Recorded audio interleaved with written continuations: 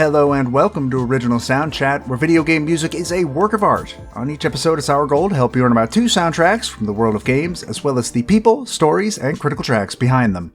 My name is DeVader. And I'm Peter Spezia. We're brought to you by Anonymous Dinosaur and Rhymes with Asia. It's time to appreciate great OSTs and the games that they come from without getting too bogged down in music theory. Joe, what are this week's games? Up first is 2009's Katamari Forever, yet another entry in the surreal ball-rolling franchise that sought to celebrate its predecessors, including a soundtrack made almost entirely of rearrangements from the past. Following that is the adventure of a puppy who finds a magical paintbrush in order to restore color to a colorless world. 2021's Chicory, A Colorful Tale.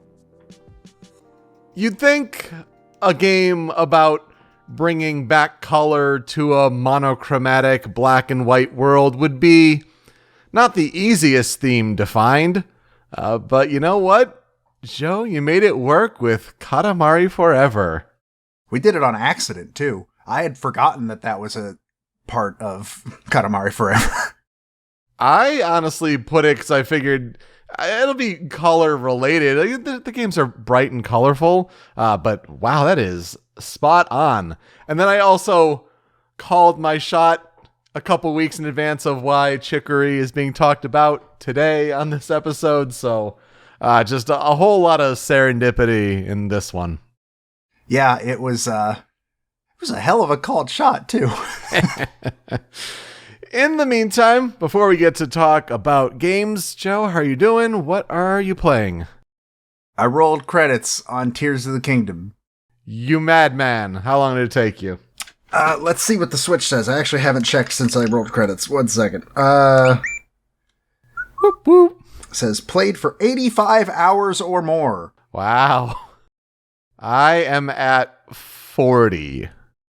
In that time, I got I think 93 shrines.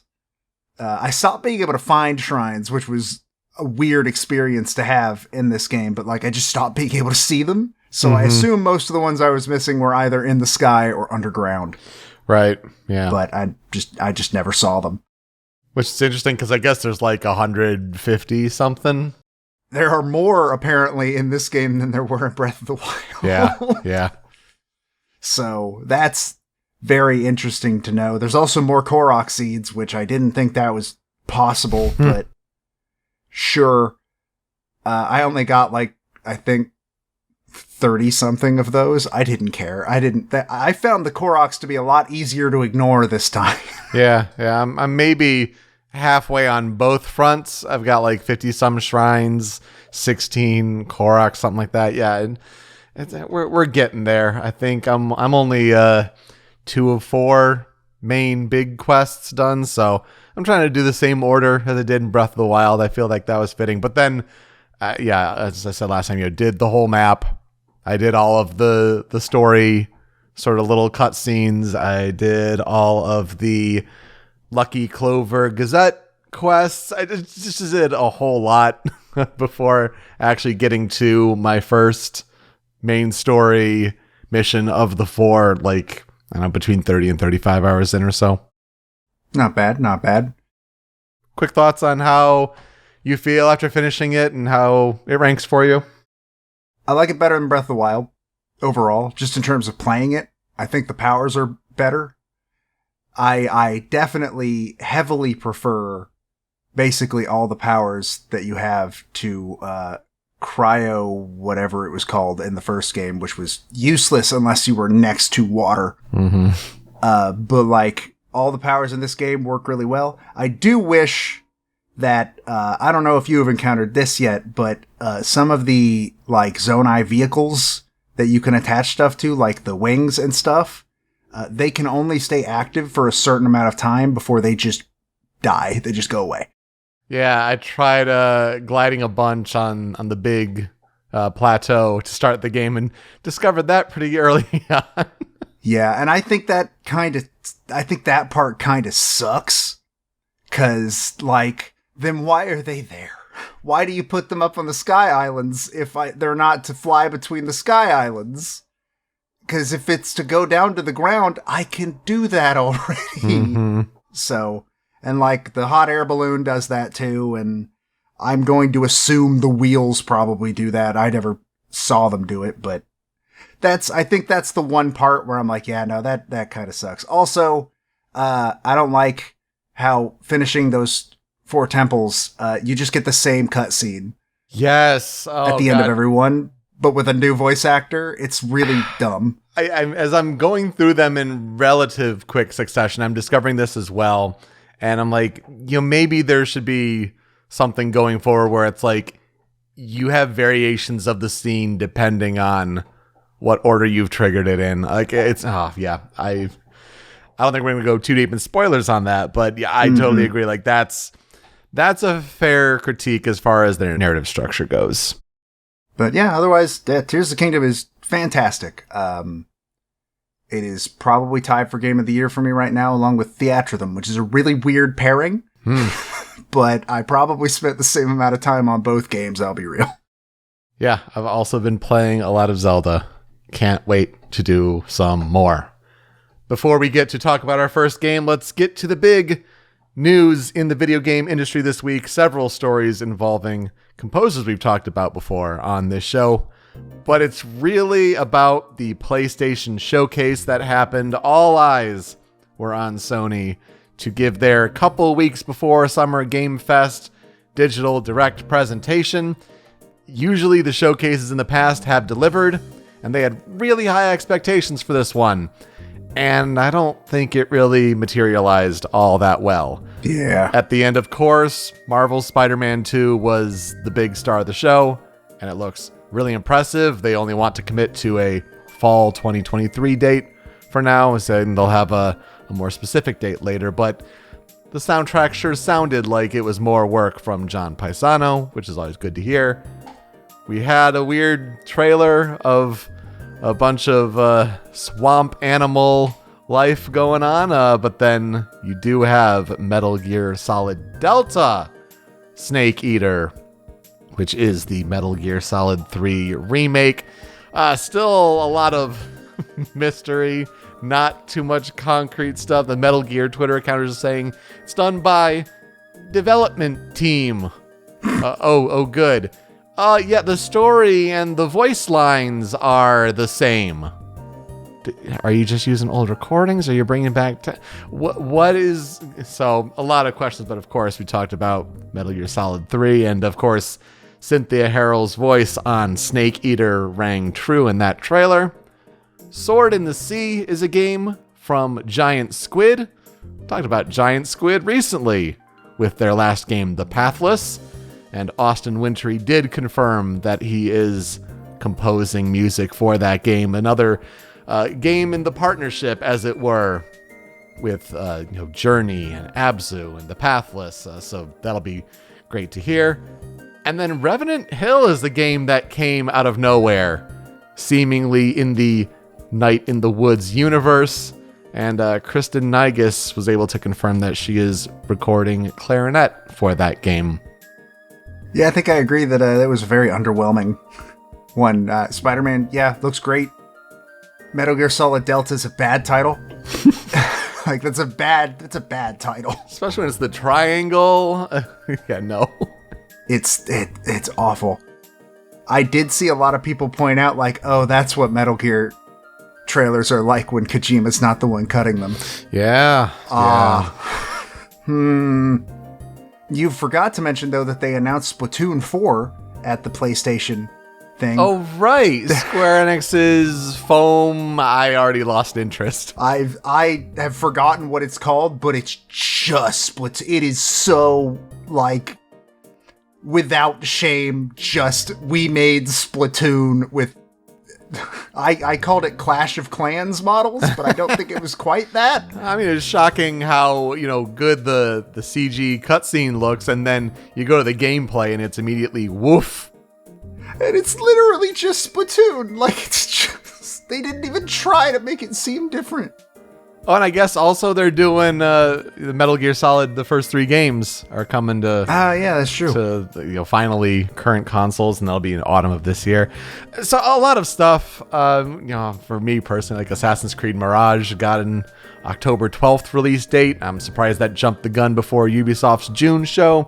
We don't know who's composing that game, but I'm excited for it. But I mean, then you get the news after of like. That Last of Us multiplayer game that was probably supposed to be here? Yeah, it's getting delayed. It's in trouble. I'm not super surprised about that. I don't know why I'm not. It seems like everybody is just exploding right now, so I'm just done being surprised about anything at this point. This week has been a hell of a week for stuff happening. And games coming out in not great condition. Yes, precious, yes. Oh, that game looks so good. And by good, I mean it looks so terrible. Anyways, let's talk about a game I don't like, but I do think is probably good, but I'm not a big fan of it. Let's talk about Katamari Forever. Katamari Forever was released for the PlayStation 3 in Japan as Katamari Damacy Tribute on July 23rd, 2009, and then Europe and North America would see a release in September of 2009. And it was developed by Genki and published by Bandai Namco. This is technically the 7th Katamari game. If you count some mini mobile games that came before it, and there was also like a PSP game and a DSi game, apparently. I did not know there was a Katamari DSi game until I did research last night, so that's interesting. I guess it was like a puzzle game? I don't know. But it is also, unfortunately, the last new Katamari game to be released on consoles ever. After this, I think it was all mobile, and then one came out for the Vita, and that's it. Since then, it has been the remake of Damacy, and the reason I'm doing Katamari Forever this week, the remake of We Love Katamari, the second game of the series. So that's kind of depressing, but also not really. I think we're good. As long as you make these games available to play today, like on modern platforms, like that's at least bare minimum. Yeah. You don't need to make new ones. Just make sure that people can still play them. That's all I ask. So we have talked about 2 Katamari games on this show, which happen to be the 2 that are now available on modern consoles. The first time was all the way back in episode 2, when we talked about the original Katamari Damacy, my favorite game soundtrack overall of all time. I love that soundtrack so much. And then in episode 97, way after that, and yet still a long time ago, we talked about the second game, We Love Katamari. What is Katamari, since it's been like 100 episodes since we talked about it last, almost? Not quite, but it might as well have been. That might have been 20 years ago at this point. So, Katamari is a game where you take control of the Prince of all Cosmos, who is a teeny tiny little guy who is often stuck cleaning up the messes made by his father, the King of all Cosmos. Usually involving breaking the stars, drunkenness is implied to be involved. He usually doesn't care. But to fix this, the prince must roll a ball called a Katamari around Earth, rolling over objects, which will then cause them to stick to the Katamari so long as they are smaller than the Katamari, and this increases its size. Think of a snowball rolling down a snowy hill and slowly getting bigger. That kind of effect. Levels all have different objectives, but the most common objective that you will see is to get the Katamari to a certain size before a time limit runs out. But there's also, get the biggest cow you can get. That one haunts my dreams still to this day.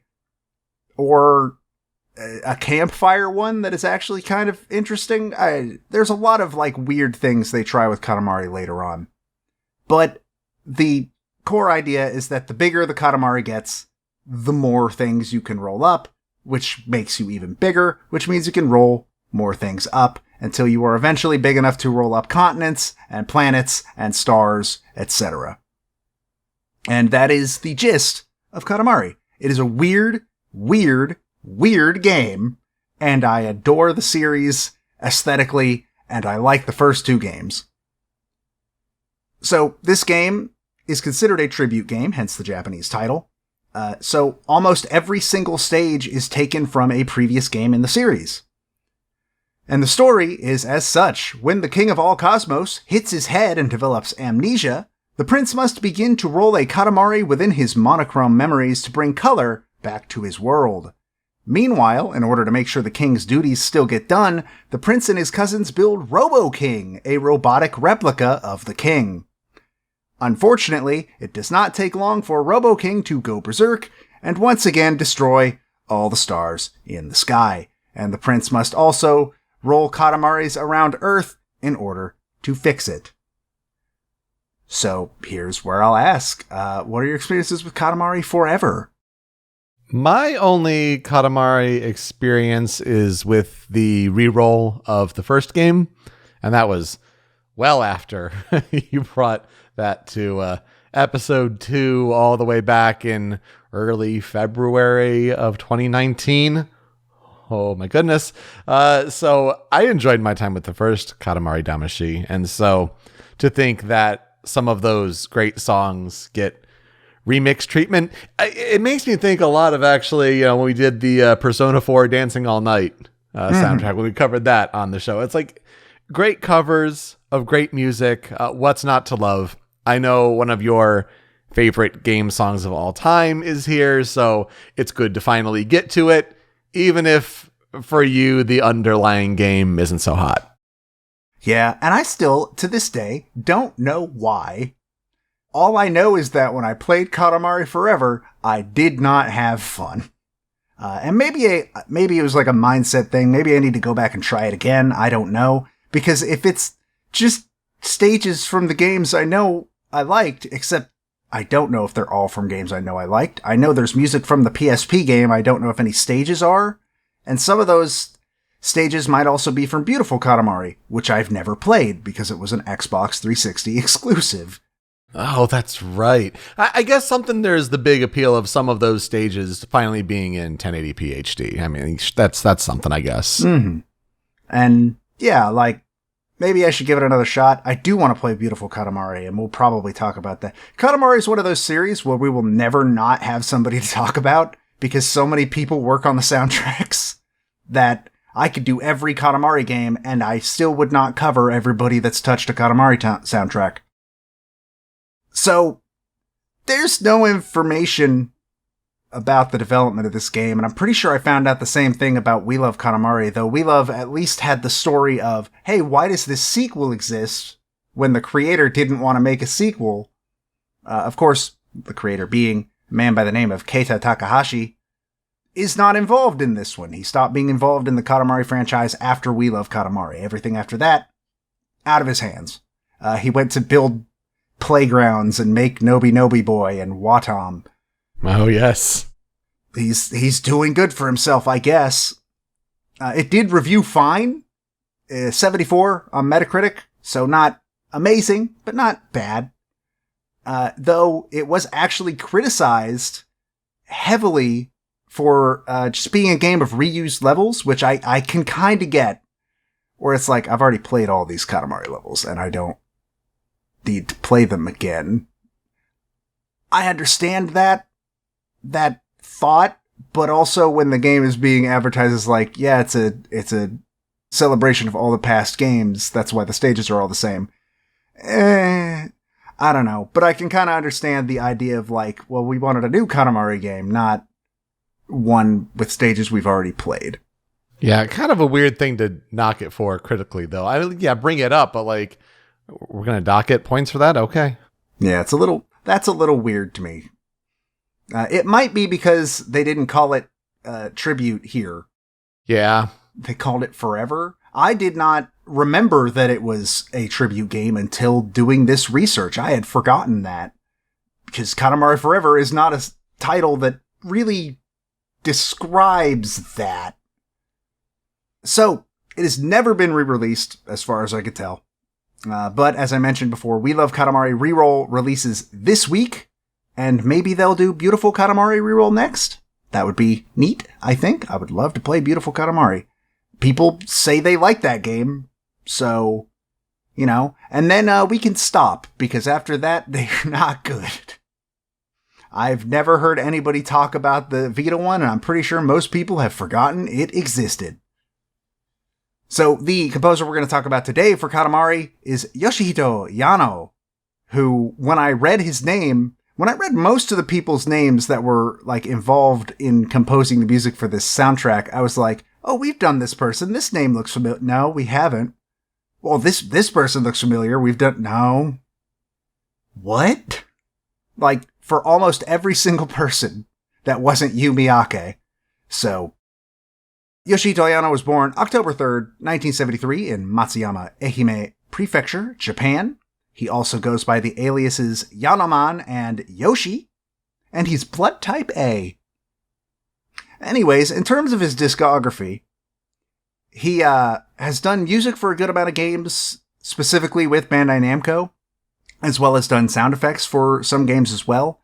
In terms of music, he is credited for at least writing a song for Beautiful Katamari, Soul Calibur 4, Muscle March, Katamari Forever, Soul Calibur Broken Destiny, Tekken 6, Soul Calibur 5, Tekken 3D Prime Edition, the Tekken 3DS game I forgot existed, Touch My Katamari, Mario Kart Arcade GPDX, Tekken 7, and Soul Calibur 6.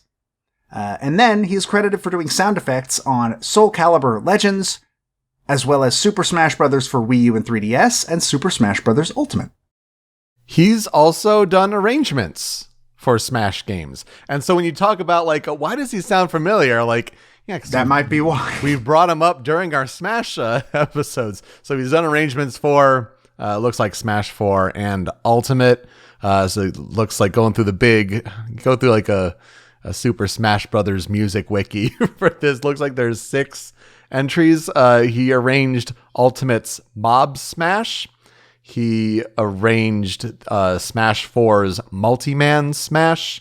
He did the Smash 4 remix for Yoshi's Island for 3DS and Wii U from Super Mario World 2, Yoshi's Island. He also arranged the Smash 4 remix of Ice Cream Island from Kirby's Adventure. And let's see, he did the theme of Sid Alpha Mission, a new remix from Alpha Mission that came with the King of Fighters DLC for Terry Bogard. And then finally, the Smash 4 remix of Balloon Fight Medley. And I think that's probably the most well-known that he's done there. So yeah, a few Smash arrangements. That's neat. Yeah, I didn't think to look into that because Moby Games and VGMDB, neither of them mentioned that he did music, just sound effects. I feel like when we do these Smash episodes, I've got to bookmark it, just go back to the well and start, open up all these tabs and let's see. So, in terms of historical development research, much like the stages in the game, the soundtrack is almost entirely made up of rearrangements from past Katamari titles.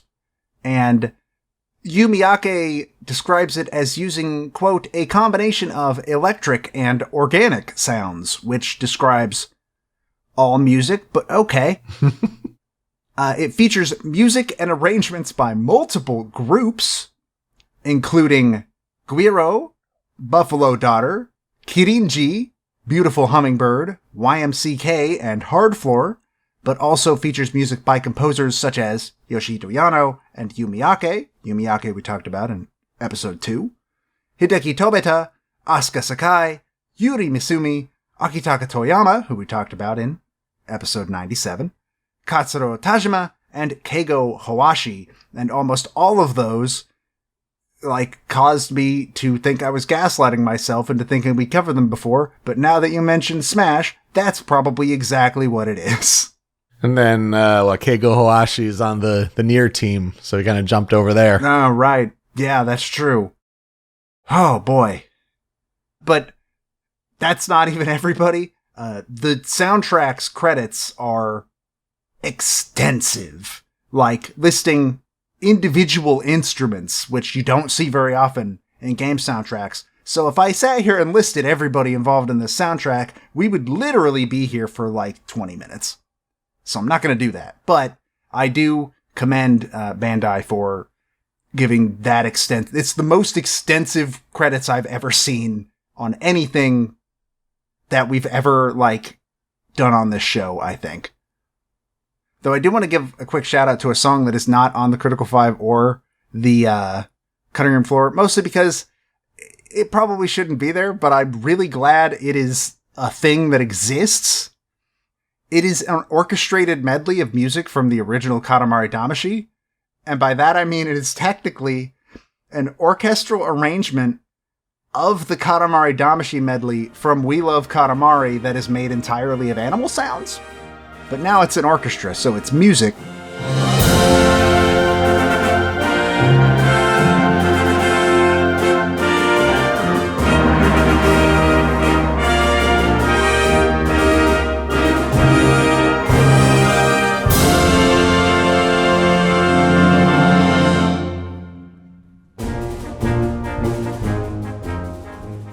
It's a nested arrangement. I don't know. But, yeah, it's a song I would like to see performed one day live by an actual orchestra. I think it would be a lot of fun. So, let's get into 5 critical tracks for Katamari Forever. And, of course, as is tradition for a Katamari game, we gotta start with a rendition of this song. Critical track number 1 is Katamari on the Wings. Katamari Damacy. Na na na na na na na na na Katamari on the swing. Na na na na na na na na na Katamari Damacy. Na na na na na na na na na Katamari on the swing. 今始まるよ君と僕の未体験アドベンチャー。So for this song, the lyrics and music are by Yumiake and Yoshihito Yano, while the vocals are done by Takuya Ohashi. It is a super in-your-face and upbeat rearrangement of Katamari on the Swing from We Love Katamari, which is itself a rearrangement of Katamari on the Rocks from Katamari Damacy. So again, a nested rearrangement thing. But this is the main theme of the Katamari series, and so you have to start with this. Every game has a different version of it, and they're all great. And I think this is one of the better ones, to be perfectly honest. Yeah, not gonna lie, this one slaps, and it's so positive and bright. You love the brass kind of bringing in the swing. I do remember, of course, the classic from the original Katamari Damacy, and even the On the Swing in We Love, but yeah, this one takes it up another level, and I am here for it. It's a great one to start, and you gotta start with na na na na na na na na. Like that has to be here to start the list. Yeah, it's Katamari, baby. You can't not have that. But let's talk about some of the rearrangements from past games. The first one being one that you might find familiar. Critical track number 2 is Cherry Blossom Color Season Fanfare Mix. 昼下がり街を探索中君の手を取り少し照れる小さなことで幸せを感じる頃でした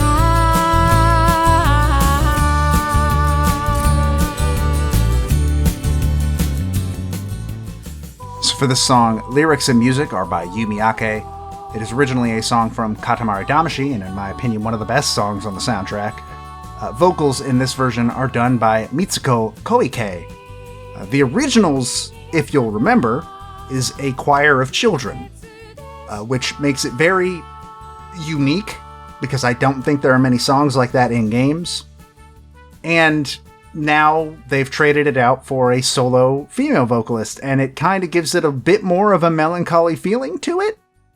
Whereas the original, I think, has more of a youthful naivete. I feel like I'm being pretentious saying that, but that's what I feel. No, it's accurate. And I think actually a YouTube comment that I saw kind of nails how I feel about this game, being, quote, it gives off the vibes of an adult woman singing this song out of nostalgia since her elementary class sang it before they all went their separate ways, never to see each other again, but still remembers the memories she made with them. Oh, that isn't a gut punch right there. Yeah, and that fits. That is exactly what this feels like, and it's really good. I think I prefer the original still, but I think giving this one like a new feel works really well, and I'm really glad that they did so. Yeah, it definitely calls back to the children singing it, and wow, I had never thought of it that way, but to think of like someone like reminiscing on the time that she spent with those kids, like as a teacher or something like that, singing that song and being wistful about it. Wow. Yeah. That gives it a whole other layer. This is really nice. And the instrumentation behind it is nice and folksy and really sounds good. Also, it gives it a more Ghibli vibe. Yes. Like, yes. I feel like I'd hear this in a Ghibli movie for sure. Totally. In a complete 180 from the feel of that, this is another remix from the first Katamari Damacy. Critical track number 3 is a Crimson Rose and a Gin Tonic YMCK 8-bit mix. 夢を見るようなこの世界みんな巻き込め固まり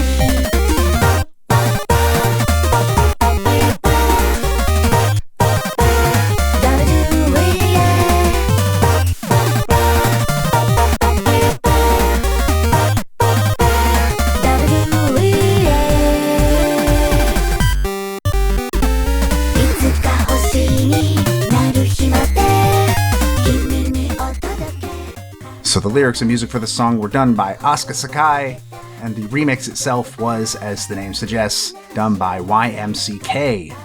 And this is an 8-bit arrangement of Gin and Tonic and Red Red Roses, which is my favorite song from Katamari Damacy.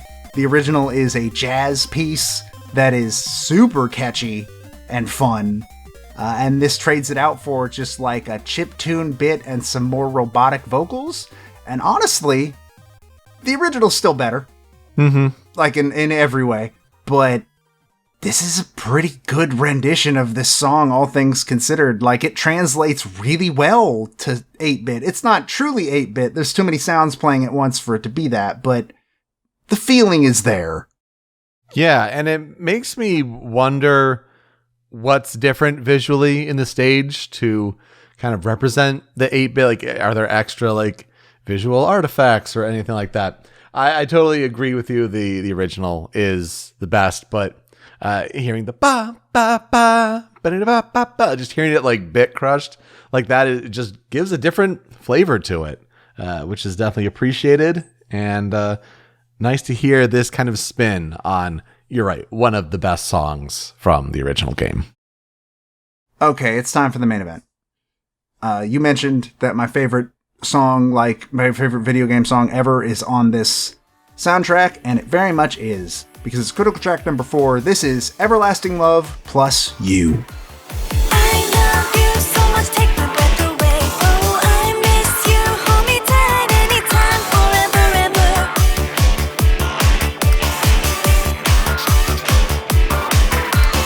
It's my love, you can steal my heart away. Oh, it's your love, I'll be inside of your soul, drifting deeper.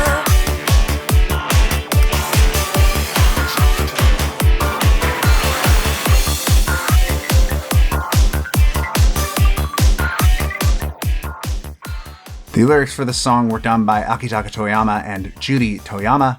The music was done by Akitaka Toyama, and the vocals you hear are by Leah Dizon, with additional vocals by Ashley.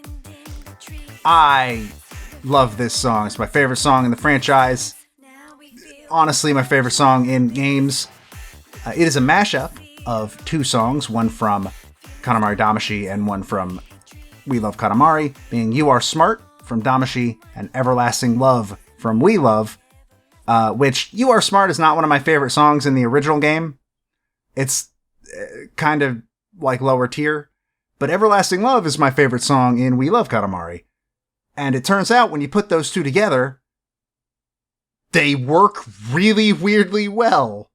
It's just such a wonderfully positive song, and it's really fun to listen to, and I think the vocalist really does feel like she is not only having a good time singing, but it's kind of got a wistful feel to it as well. And while the guitar part is repetitive, I think it's really catchy and really, really gets your ear quick. And then, of course, there is the occasional "You Are Smart" with the robot voice, which I think is blended in very well. Man, this song's just so good. I love this song so much. Before recording, while I was at work today, I listened to the song like 3 times in a row. So, I love it. Definitely gets you bouncing. I definitely do remember this from years ago when we've talked about game music at this point. So it's one that stuck with me for a while with zero context to the game. So it's nice to hear this one. Again, you're right. The "You Are Smart" in there is just nicely sprinkled in so well. And then the beat just really gets you happily bouncing. But yeah, there's a kind of a nostalgia to this one as well with the vocals. It's a good one. I'm glad it's finally made its way to the show. Me too. Speaking of nostalgia and all that, critical track number 5. This is actually a rearrangement of a song from a game I have not played. This being Sayonara Rolling Star, Yuri's Mix.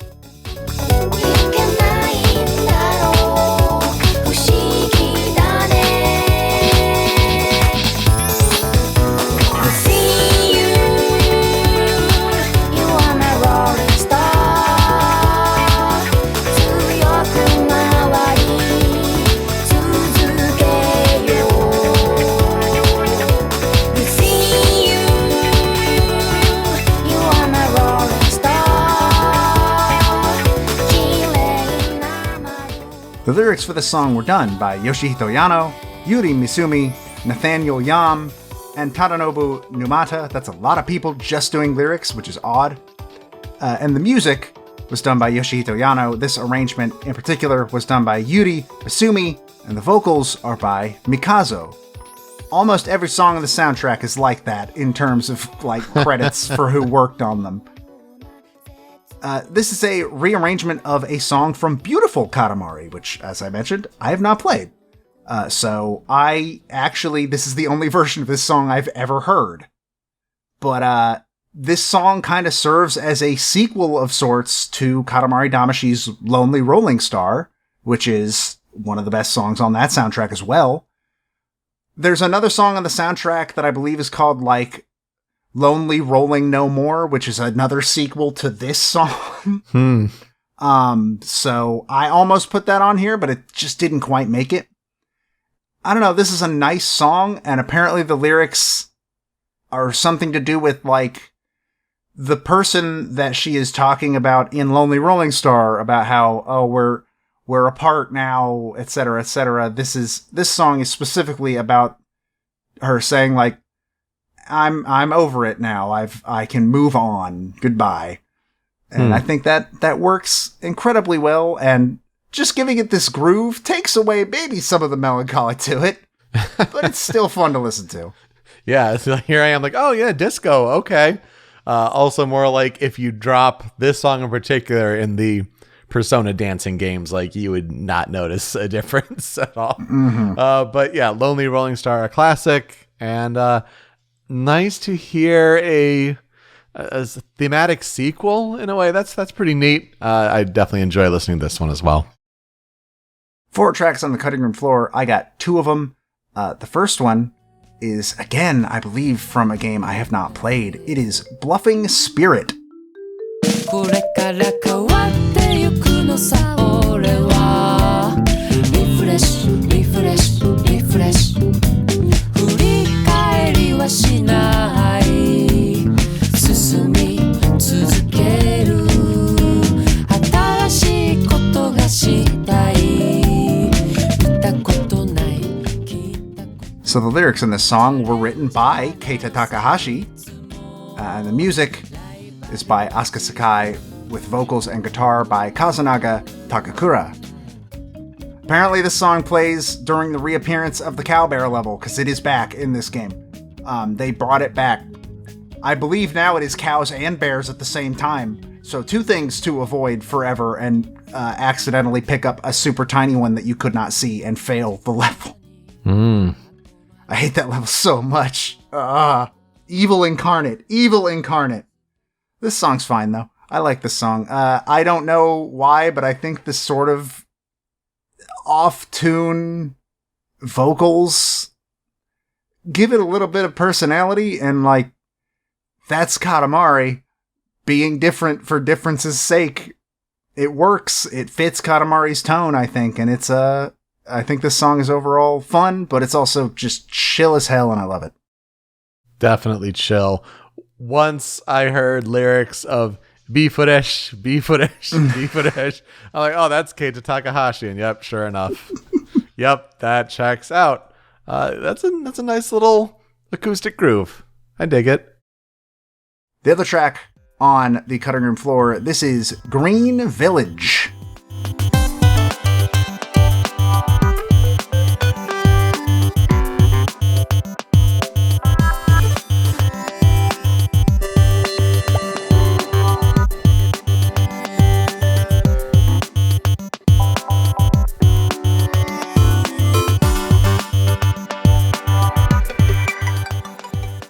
Music for the song is by Hideki Tabeta, with this arrangement being by Akitaka Toyama. This is the hub music, I believe, or at least some of it.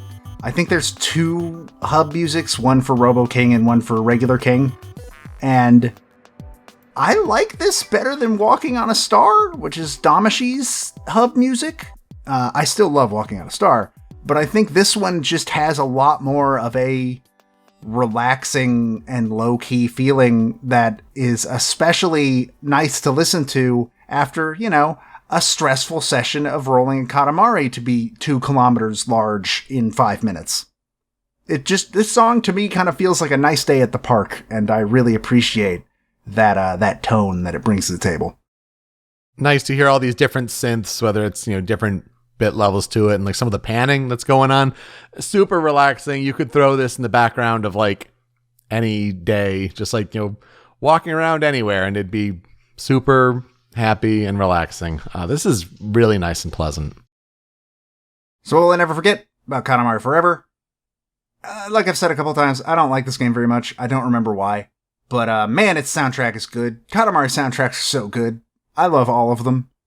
I don't think there's a single game in the series where it is not true that the soundtrack is incredibly unique and fun and good.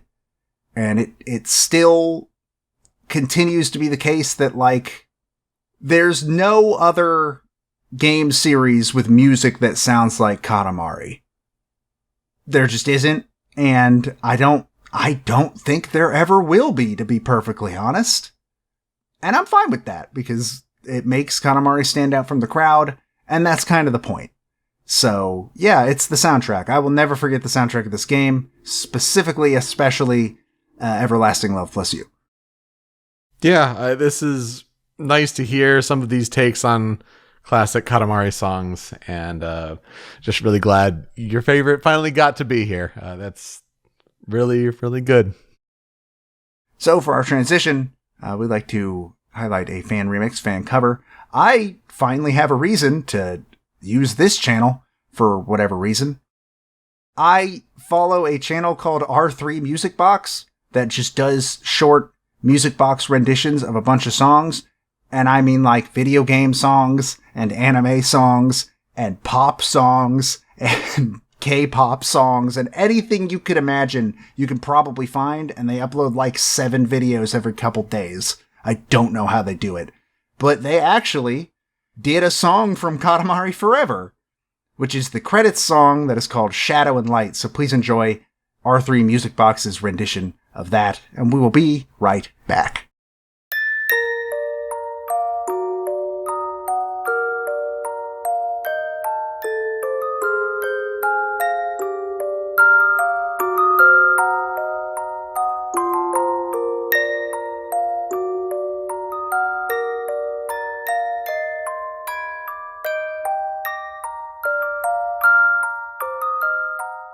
Now, going from a monochromatic world to one full with color, not as big a part of Katamari Forever as it is with our next game, Chicory, A Colorful Tale.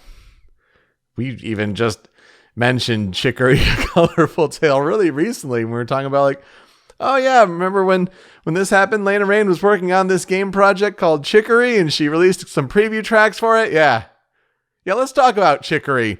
Chicory, A Colorful Tale released June 10th, 2021 for PlayStation 4, PlayStation 5, and PC.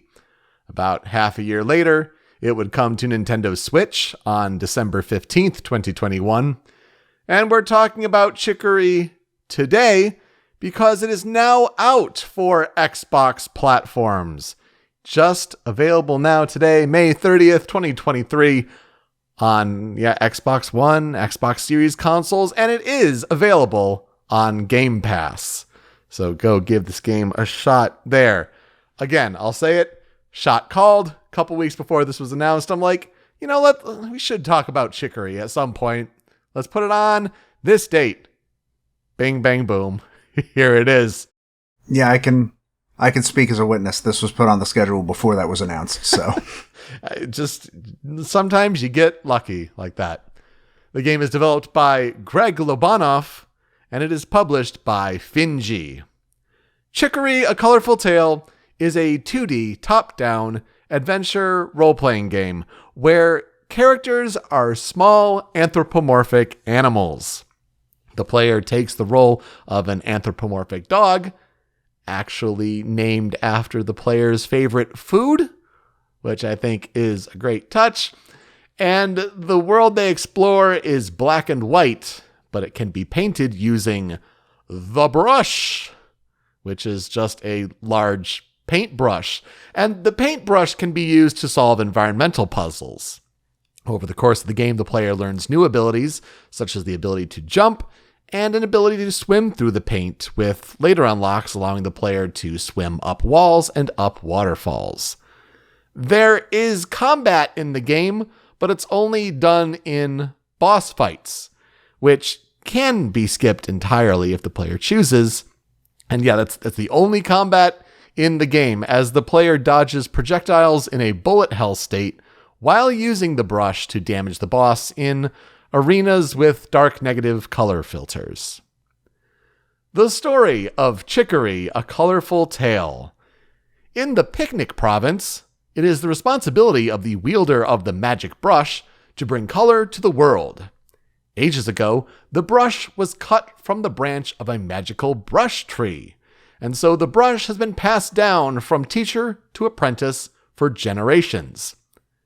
Pizza is a janitor for the current wielder, Chicory. And pizza's the default name if you don't want to pick your favorite food. One day, while Pizza's cleaning Chicory's tower, all color is suddenly drained from the world. And Pizza finds the brush discarded by Chicory's bedroom door and decides to take it for their own. Wandering into Supper Woods, Pizza encounters Blackberry, a former wielder and Chicory's teacher.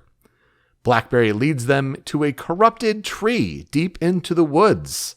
They are attacked by a mysterious entity within the tree, which Pizza fights off with the brush. Returning to the wielder tower, Pizza finds Chicory in a depressive state. She refuses to take back the brush, giving it to Pizza, who excitedly assures Chicory that they will fight the corruptions and fill the world with color again. Big questions: what is the cause of the lack of color in the world? And can Pizza use the brush to bring color back to the world? Joe Israel asks you, what are our experiences with Chicory, A Colorful Tale? Played this game around launch, I think. I was looking forward to it a ton up to its release. This game is great. My character was named Pasta, which is very close to Pizza. I might do Burger, honestly. That's pretty good, too. It's a fun game. It's a very cute game.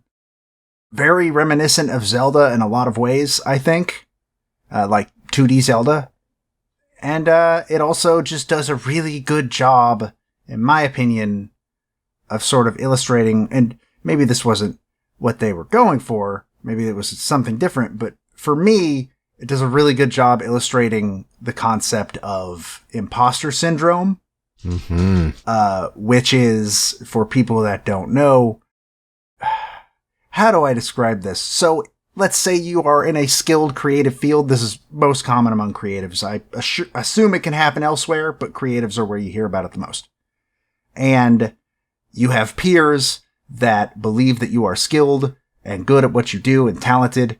And imposter syndrome is when your brain then says, yeah, you tricked them into thinking that you're not actually, you just somehow weaseled your way in and made them think you're an imposter. You are not, you don't belong here. You're not supposed to be here. And it's something that can come with like depression or burnout and stuff like that. It also does a very good job of illustrating burnout, this game, as well. So I really admire those two parts of the game, and also the soundtrack is fantastic. So good that it was our number one soundtrack on our Best of 2021 episode. I mean, even beating games like the great Ace Attorney Chronicles, which, says something.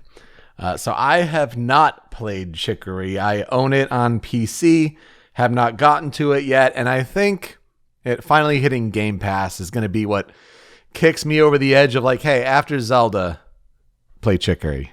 So it was interesting to kind of research and look into the game and hear some more of the soundtrack than I already knew, with the knowledge that like you're gonna play this game, like don't look too much into it if you can help it with the narrative, because if you still want to be kind of surprised at what goes on. But yeah, I heard someone say that this is like the trifecta of mental health games are Celeste, Omori, and Chicory. And I think the Celeste is an easy comparison to make there, and in more ways than one, especially when it comes to the music. So with Chicory, A Colorful Tale, the project was originally under the title Draw Dog, which, there's something charming to that too. But Chicory was unveiled via a Kickstarter on August 15th, 2019, with a planned 2020X release date. And it was started by indie developer Greg Lobanov, who had previously worked on the game Wander Song. And Chicory or Draw Dog, I guess, was funded within a day. The game started development when Lobanov wanted to make an art game that focused on how art interacts with the world. He used Game Maker Studio 2 to make the game, and Chicory was first showcased at PAX West 2019. When it came out, it reviewed very well, with a Metacritic average of 90 on PC and Switch, 87 on PS5. Critics were impressed by its innovative gameplay and emotional, uplifting themes. If anything, the boss battles were a surprising jump in difficulty, especially when you compare it to the rest of the game, especially with all that it asks you to balance. Dodge the bullet, but also use the brush and pat your head, rub your tummy kind of thing was a common criticism in the reviews. I disagree. I think the boss fights in this game rule. I think they are all really cool, though granted there is one where I could see that being a very good description. I think there's one where your brush inputs are mirrored on the other side of the arena. Oh, I hate that. Oh my god. And it's actually kind of weird to get the hang of, but I personally remember thinking that all of the boss fights are really cool. Regarding the themes of the writing, IGN's Rebecca Valentine mentioned in her review that, quote, "There are also supporting characters with brief, sharp at times, but always kind commentary on topics like grief, workaholism, and the struggles of reckoning with sexuality and identity. It is at all times sensitive and empathetic, but doesn't sugarcoat or present a cheesy solution that magically erases the problem." So if you're looking for a game that is going to tactfully handle mental health issues, this and Celeste, I would say both are good examples of that. No idea how well this game sold.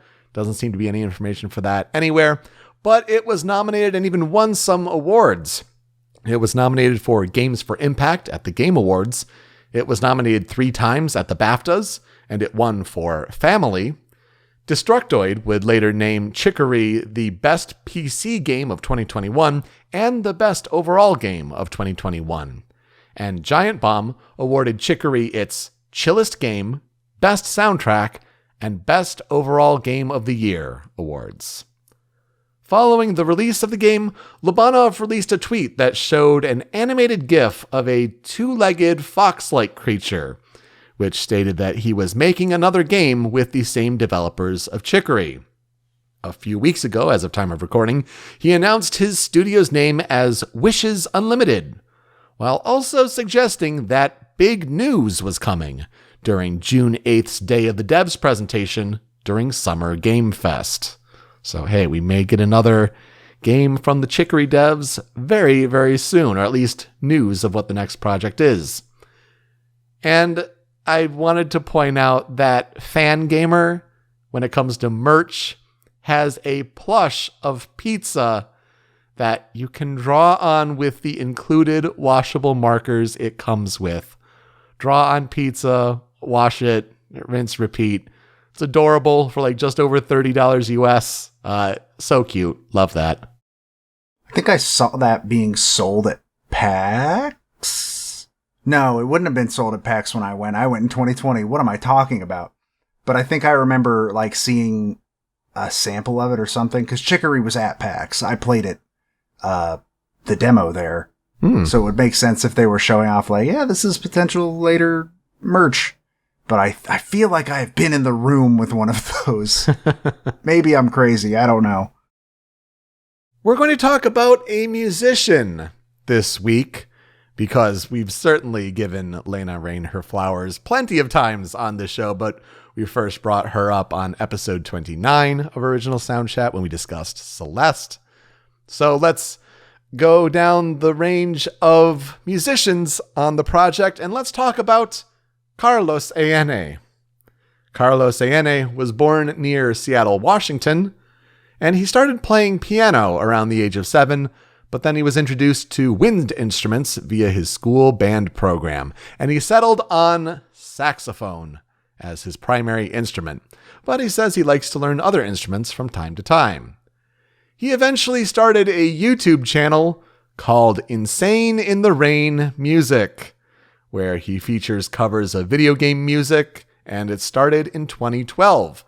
As of time of recording, his channel has 411,000 subscribers and 481 videos. He recently graduated from the Berklee College of Music in 2020, where he majored in contemporary writing and production, while also minoring in video game scoring. And he also recently collaborated with the 8-Bit Big Band. On their 2021 album Backwards Compatible, he recorded tenor sax on that album.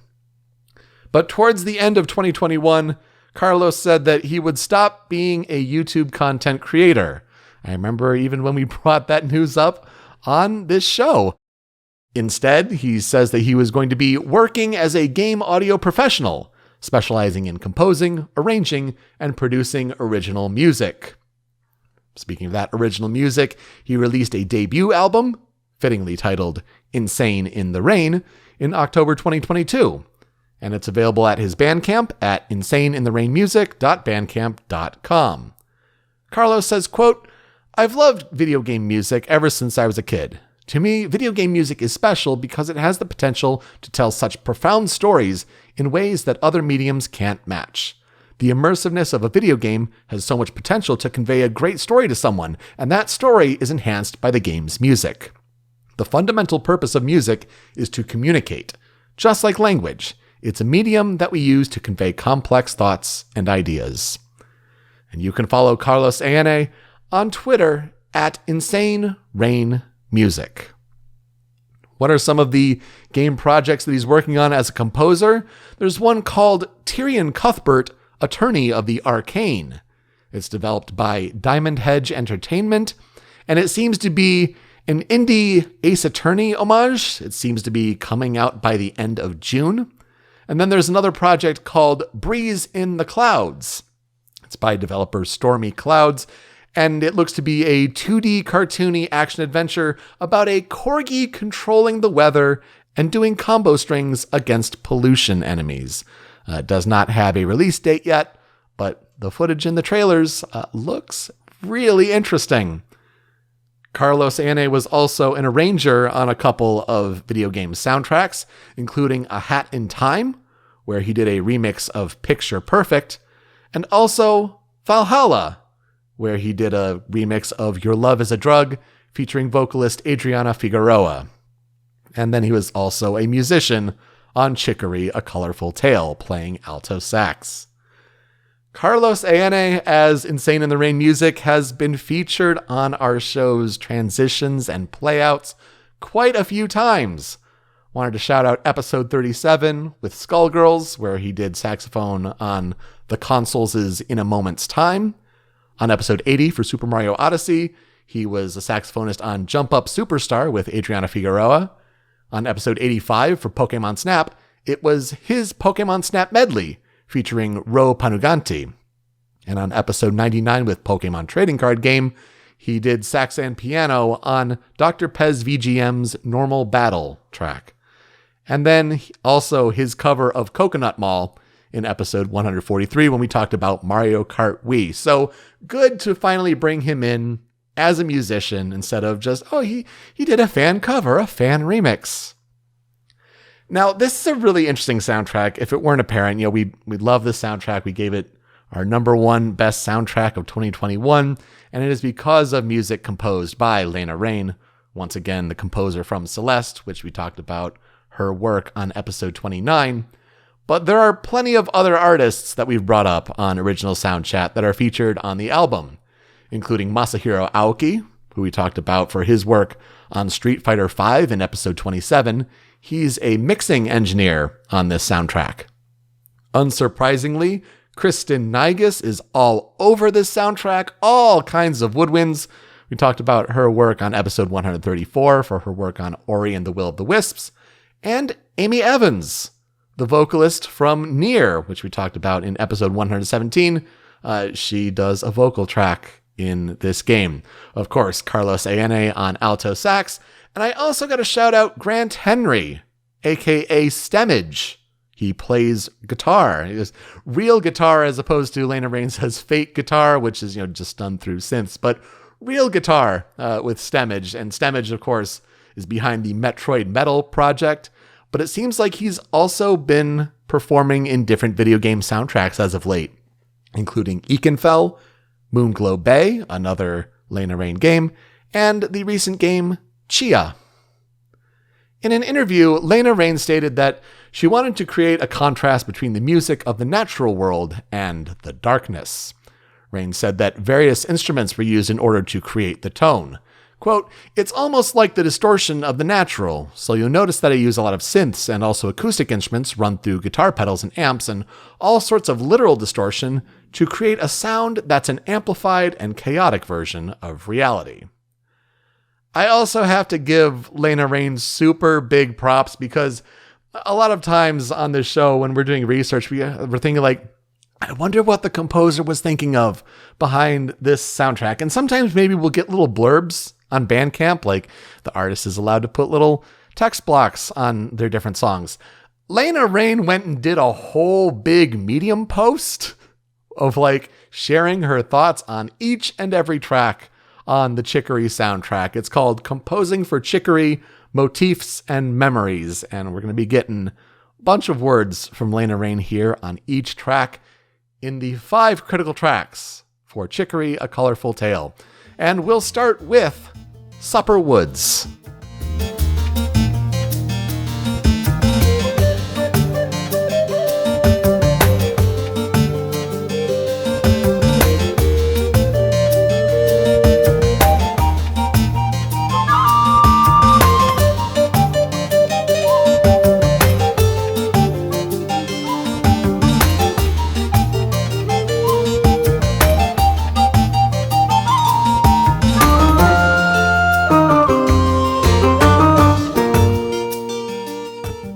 Lena Raine says, quote, "Fun fact, this was actually the first piece I wrote for Chicory.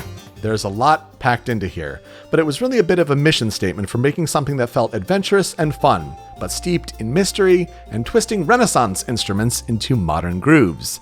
Thematically, there's two things playing against each other throughout the entire track. The opening riff that begins the piece was something that got stuck in my head early, but became the basis for what I considered the darkness theme. It's one of the sneakier motifs because it pops up all over the place in very unexpected ways, primarily because of how easy it is to fit into any chord progression.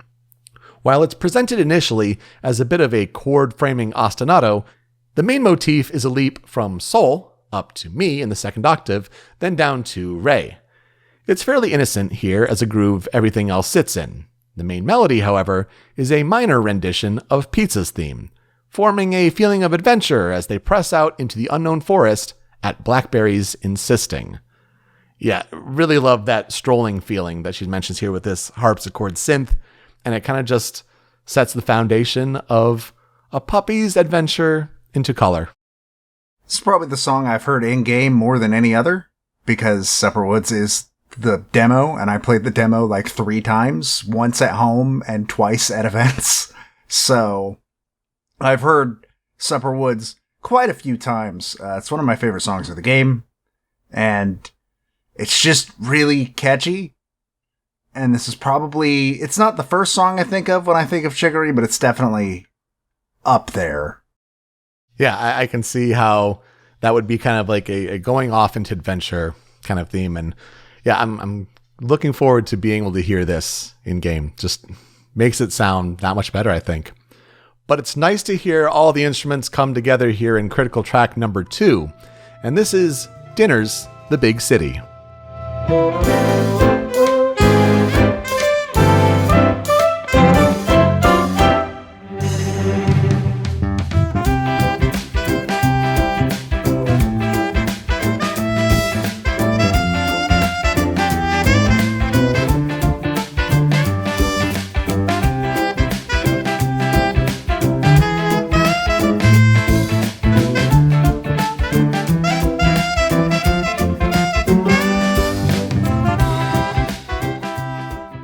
Quote, "The Big City is also the biggest live arrangement in the whole game," featuring musicians on saxophone, English horn, bassoon, oboe, guitar, drums, and full string section. Because Dinners is the metropolitan hub of Picnic, I wanted to go all out and make a proper metropolitan track. While the melody in Dinners is unique to the city, it does feature the same first 3 notes as both Chicory's and Pizza's theme, keeping it properly grounded while also letting it do its own big city thing. The second half, of course, brings back Pizza's motif in the bassoon, with the guitar soloing around it, a little pup surrounded by so much busyness. So there's Carlos Eiene on that sax, but yeah, you hear oboe with Kristen Nigas, and yeah, I feel like this definitely stands out as you hear all those live instruments come together. And if it's the big city, yeah, mission accomplished. You have that big soundscape, and it kind of gives, in a way, kind of like Mario Odyssey vibes, I think, a little bit. For some reason, when I hear this song, I think of, like, Earthbound. I don't know why. I think of Foresight specifically. But this is, one of my favorite songs on the entire soundtrack, just because I like jazz stuff, and this is just a fun song. I never thought about that, but yeah, being the biggest live arrangement in the game, that checks out. And it fits very well for the area that it is. It's super catchy. It is fun to whistle along to. And, yeah, Dinners is one of my favorite locations, town-wise, visiting-wise. Let's tone things down a bit here for number 3 on the Critical 5, and this one is called Simmer Springs.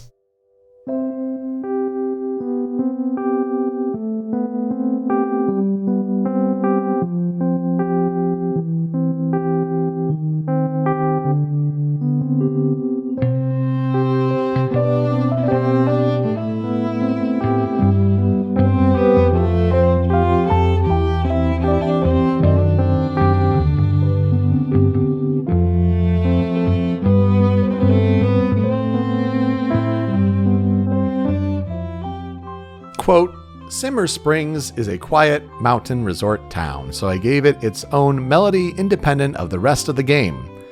It is its own little respite from the stresses of the world, letting you chill out. Or solve a mystery with a little magnifying glass emoji.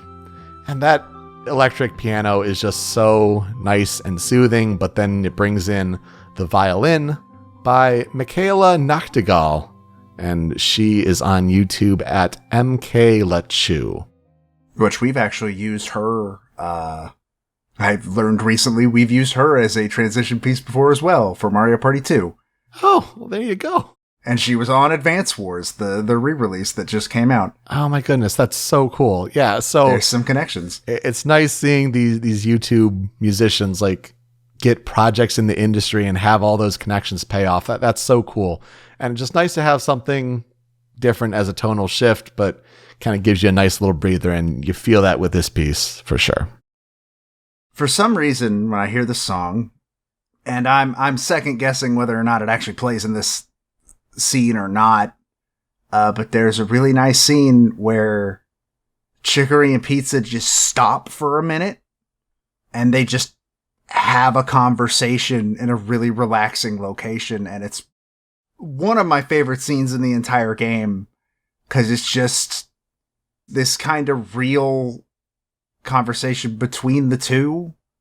And for some reason, whenever I hear this song, that's what I associate it with. I don't know if it plays in that section. It might, I don't know, but yeah, it has the tone at the very least.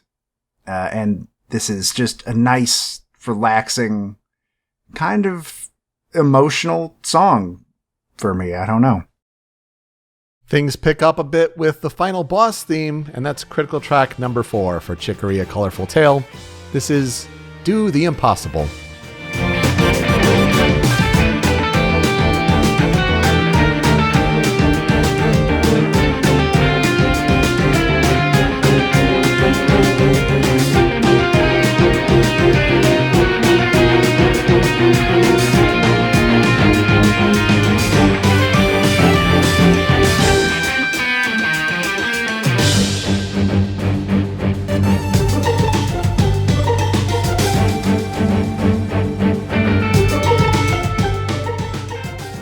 For this final boss track, Lena Rain says, quote, "But they aren't alone. Together, Chicory and Pizza can take on everything and do something no one else thought possible.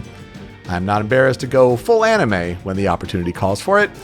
This was just one of those times, and there's not much to say about the composition other than just totally striking at the opportunity to go all out for one final track. It's one of the most fun things I've ever written, and I hope the excitement is infectious. As a side note, I'm also really proud of this series of tracks because I was able to perform almost everything in the arrangement myself. Granted, the drums and guitars are all sample libraries, but I played them myself, which was a personal challenge to overcome. I'm really happy with how it turned out, since I've wanted to write something like this for a really long time. In a lot of ways, it felt like embodying Pizza's determination to find a new way forward beyond the history of the brush and the wielders. I related to it a lot in my own personal struggles over the year I wrote this in. A lot of us felt the pressure of history breaking down, of the need to do what feels impossible to make the world a better place. It's hard to feel optimistic about those efforts sometimes. I wanted to try my best to embody a sense of encouragement that it can be possible, we can do it, despite the odds. I don't always believe it, but I hope to." And yeah, this track goes some places, tough to pick a 30-second clip for this one, but you hear the exciting energy and then kind of the quieter kind of undercurrent going through the track. And Joe, enlighten me a bit while also keeping a little light on spoilers, I suppose, if I want to play this game. Like, what's going on here in this track? I literally can't tell you. Oh, cool. Great. Love that. Because saying anything will spoil the moment. But needless to say, it is the hypest moment in the game. It is actually a moment where I shouted out loud, "Yeah!" It was rad.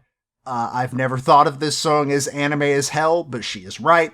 Lena Rain is right. This song is super anime. And this is probably my favorite singular moment in the game, and is one of the main reasons why I really like the boss fights in this game, and I think they're super well done, is this one in particular. So I look forward to hearing your thoughts on hearing this one in context. Well, all the more reason why I've got to get to it. But yeah, I had to be here. It's one that definitely seems to be the big moment. And we've talked about Amy Evans before and her work as a vocalist, so of course, we have to round out the Critical 5 for Chicory, A Colorful Tale with The Mountaintop. Standing on the mountain top, never thought that I'd belong.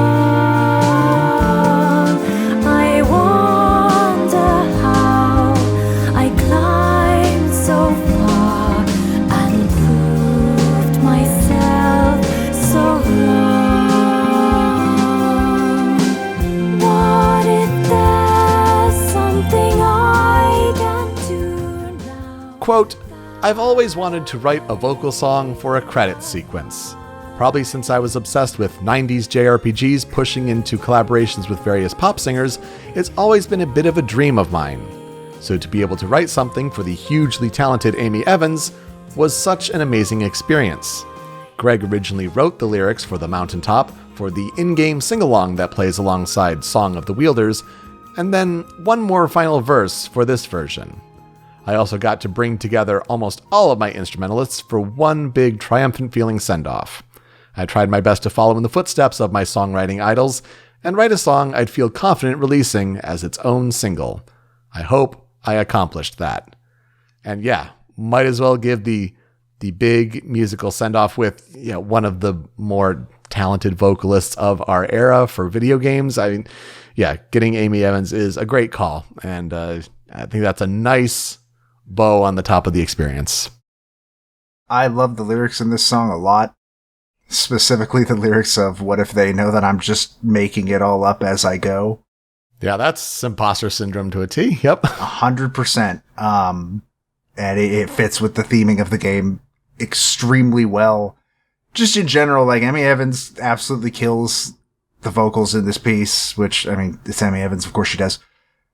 I don't know, this song is gorgeous, and I really like the soundtrack of this game, but this is one of the songs that, like, kind of gets straight to the heart, I think, and I really enjoy it. We both have some tracks on the cutting room floor. For such an excellent soundtrack, it only makes sense. Joe, you've got a couple. Hit me with them. First one is Sips River.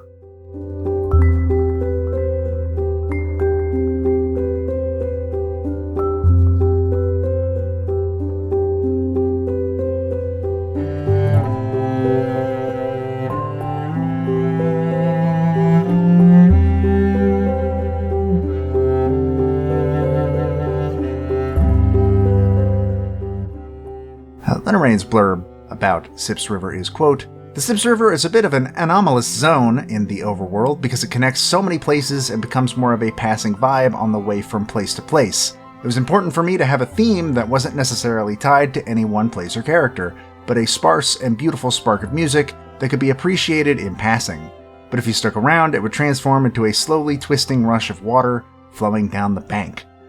Pizza's theme does still play, though. They're everywhere." I like this song for a lot of the same reasons why I like Simmer Springs. It just feels nice and like a break and a moment to sort of stop and think. Which, I mean, if it's an area that connects to a bunch of other areas and you're going to come back to it over and over again, that fits really well, I think. And so, I don't know, this is just another song that I find myself drawn to every time I listen to the soundtrack.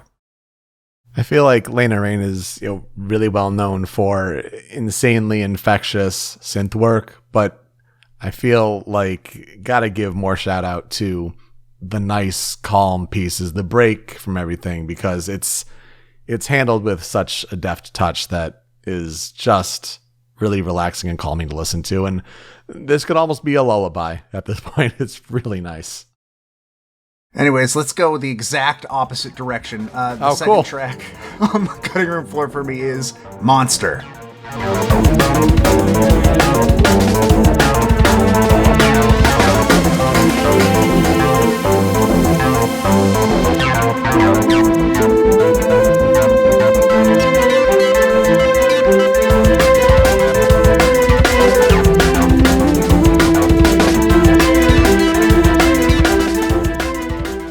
This is a boss theme, as you might have guessed from the tone of it, and I adore this song. So, Lenarain says, quote, "Self-loathing is a really difficult emotion to deal with. It's guilt, it's the knowledge that you've hurt someone, it's the understanding that there's no coming back from it, and all you have left to deal with is a broken sense of self-worth. These are all personal feelings I brought into this version of Blackberry's theme. On a technical side, I had a lot of fun creating a dynamic track that maintained a single loop without any progression, but using alternate layers to reinforce every attack the boss performs. So as you're chased by the diamond-shaped attack, a breakbeat layer comes in to match the tempo of the chase. During each large attack's windup, there's either a high-pass filter or crackly bit crunch filter applied depending on the shape of the attack. I wanted to feel like the boss was directly affecting the mix using its moves, channeling that emotion to distort even the music itself. I didn't know that." I think it, blended flawlessly into the whole thing obviously, while I'm playing the game and fighting the boss, you have a few other things that you're focusing on. But, I was not aware that this song, changed dynamically with how the boss attacks. That's really, really cool. But overall, I just really like this sort of dark, angry version of Blackberry's theme and the Supper Woods theme. It just feels really cool, and I remember that particular boss being very cool as well, so. I now can't wait to get to it and kind of hear how it changes dynamically. That's super neat. And yeah, just love the total whiplash here of it feels like the world is glitching and falling apart, and it's just very dark and twisted here. Love the difference here. For me, I also have a couple of boss tracks, it turns out. Just interesting, different things happening here with these two tracks, and tracks that the fans seem to enjoy a lot as well. So I think covering our bases here a little bit, for me, the first on my cutting room floor is probably Ancient Evil.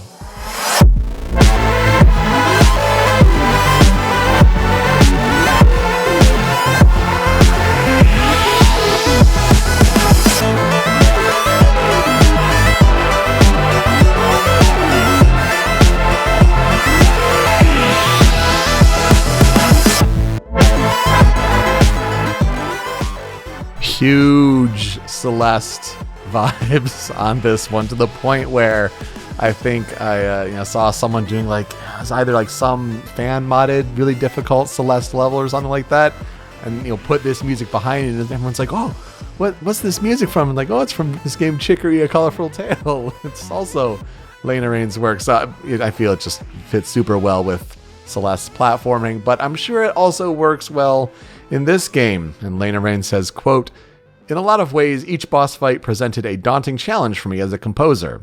Because there had to be escalation from boss to boss, and I had already written a ridiculously hyped first boss track, I had to find ways to continue to evolve the sound and increase the stakes for each fight. For this one specifically, Greg gave me some references that included some really spooky down-tempo dubstep.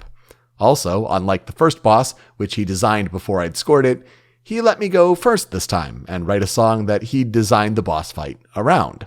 So I came up with this really disturbingly emotive choir synth that I applied all sorts of filters and distortion to in order to really make it feel like this primal anguish. Greg's boss design then totally followed suit to make it an almost physical embodiment of the music. It's creepy as hell, and I won't spoil it if you haven't played it, so go do that. Anyway, Chicory's theme is in here a lot, huh? I'm sure it isn't significant in any way. Don't worry about it." I love the title of this song. It's one of my favorite titles on the soundtrack. Probably Ancient Evil. Probably. This track is one of the boss themes that I come back to often, because it just feels... I don't remember a ton about this particular boss fight, but I do remember this song. So the heavy beat is really different from everything else you hear in the game, and I really, really dig the feel that this one gives of just almost panic in a lot of ways. Sure. It kind of feels like that, Celeste track where like you're running away from the big disembodied ghost head. Yeah. Either that or, for me, it feels a lot like when you're running away from all the battling Sure. clones. Sure. Yeah. That's what I get more. But I like either of those, like they fit perfectly. And you're right. This sounds the most like a Celeste song than anything else on the soundtrack. But yeah, it's very, very good. For something that is more different, but still bossy, my other track on the cutting room floor is Abandon Me.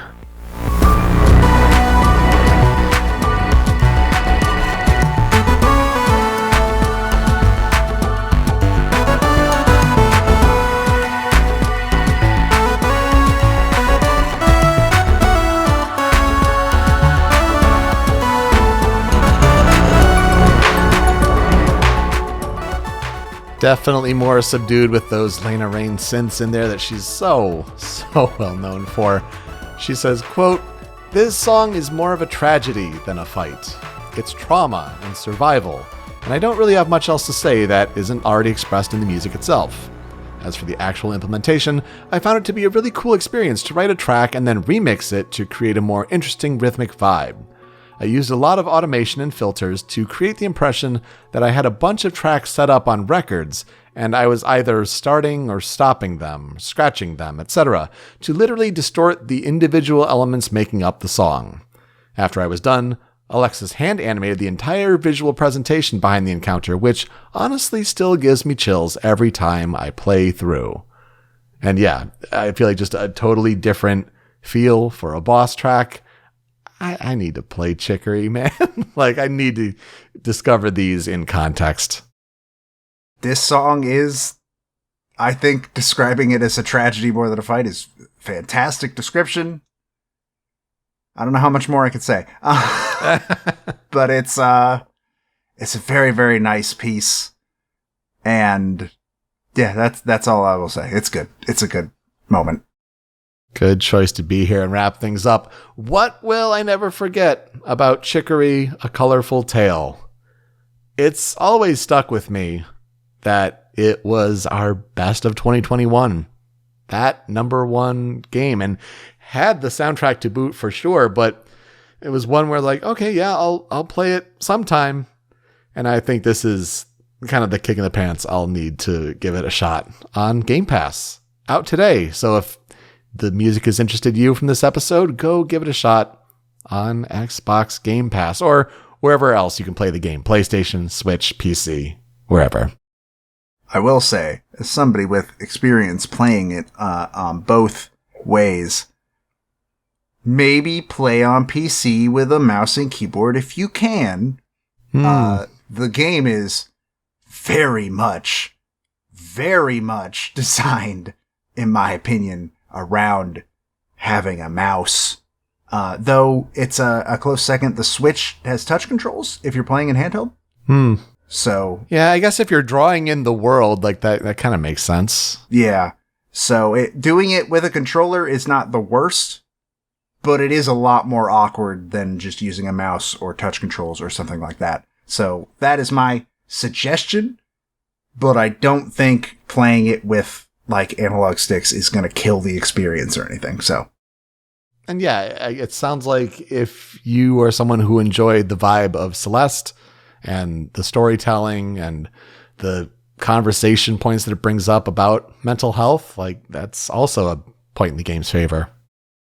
Like I mentioned, it's just the moment of them having just a second where they stop and they sort of float in some hot springs and they just talk. And I think that moment is really, really well done, especially because if I remember correctly, you could just leave whenever. But if you sit there and you stick around, the conversation will pick back up and then it'll pause again. And then it'll pick back up and then it'll pause again. And I think that's just a nice incentive to just, relax for a second. Just take a breath. It's not going anywhere. Nothing's going anywhere. And I really like that. I really like the themes of this game, particularly the imposter syndrome things, as somebody that suffers from imposter syndrome in every possible way. As the kids say today, it makes me feel seen. I just aged 30 years saying that, and it's giving imposter syndrome. It's just like me, for real, for real. I don't know. I love Chicory. It was one of my favorite games of 2021. I think the music's fantastic. I think the theming is fun. I think the writing is very funny and also very, like, heartfelt, and you can tell that their heart, like, was in the right place, and, like, they're pouring all of their effort and emotions into this dialogue, and it shows 100%.